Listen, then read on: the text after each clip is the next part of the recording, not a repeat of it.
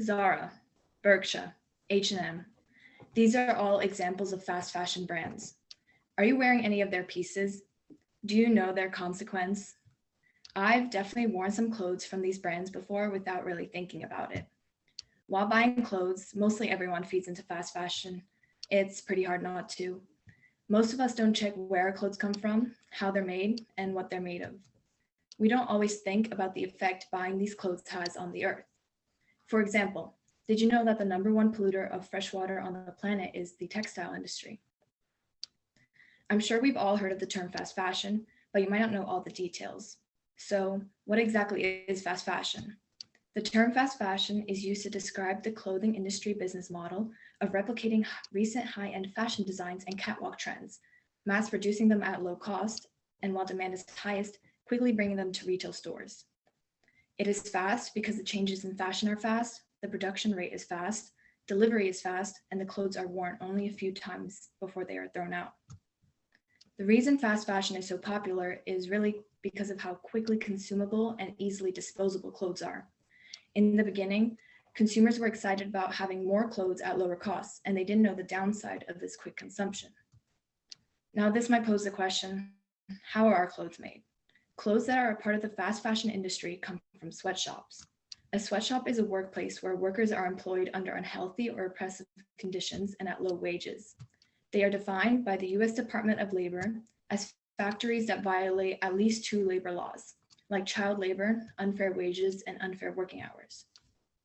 A lot of these sweatshops are in countries with little government oversight and inadequate labor laws, where there are dehumanizing and dangerous working conditions. Sweatshops take advantage of children and people who need the work and the income. And in a lot of countries, the living wage needed for families to meet their basic needs is 2 to 5 times that of the minimum wage. Working conditions for these garment workers are also very dangerous. They work every day of the week, about 15 hours a day, and their overseers physically and verbally abuse them. The workers breathe in toxic substances while working with no ventilation, and injuries and accidents often happen. Along with being highly unethical, there's waste throughout the whole life cycle of a fashion item, from the raw material supply, manufacturing of textile, shipping, and retail, to the end of its life, where it gets thrown out. There's chemicals used in farming, a lot of energy and water use, and toxic chemicals are used to make one cotton t-shirt, and 1,800 liters of water are used to make one pair of jeans.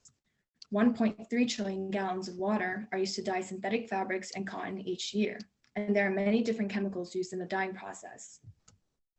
Textiles are one of the main microplastic sources in the water, and an International Union for Conservation of Nature report from 2017 said that even just the laundry of clothes that are synthetic produces 35% of all the ocean's microplastics. However, the dark side of fast fashion is overshadowed by its allure.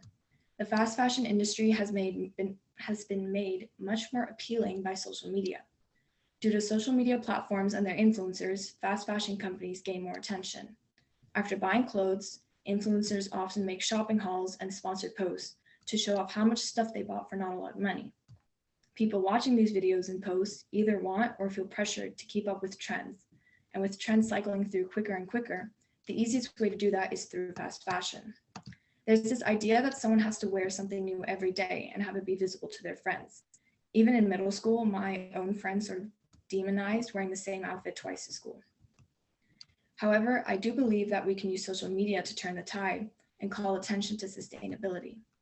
There are some things that need to change. One of them being the idea that you can't wear the same item more than once.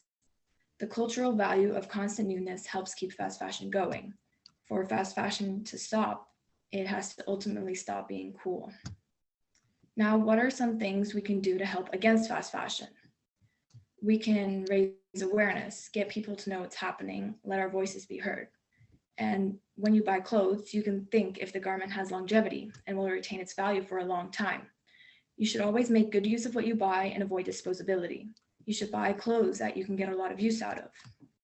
Another thing we can do is learn to decipher clothing labels. They inform us about what's in the clothing and where it comes from. If you want to buy organic cotton, you can find a certification such as the Fair Trade certification. See where the clothes are made and if there's any plastic materials in the fabric. You can also buy from slow fashion brands. Slow fashion is basically the opposite of fast fashion, clothes made with the environment and people in mind.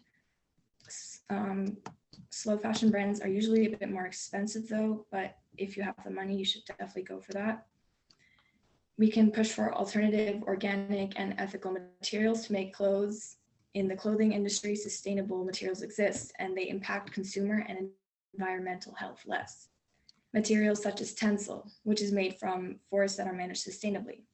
We can also push for ethical wool so that no animals are harmed in the process, and organic materials in general so that no harmful chemicals are used.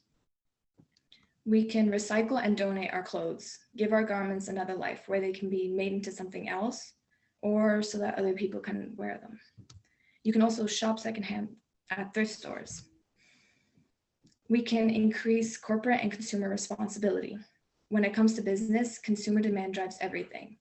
Consumers hold companies accountable and companies think consumers don't care. Asking companies for transparency is important so we can see how our clothes have been brought to us and to make sure they are made sustainably.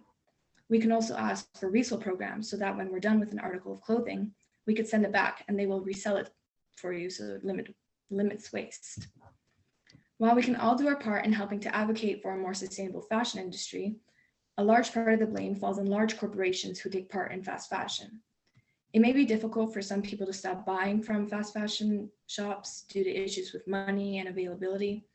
And we must hold companies accountable and demand change because, as I said, consumer demand is what drives these businesses.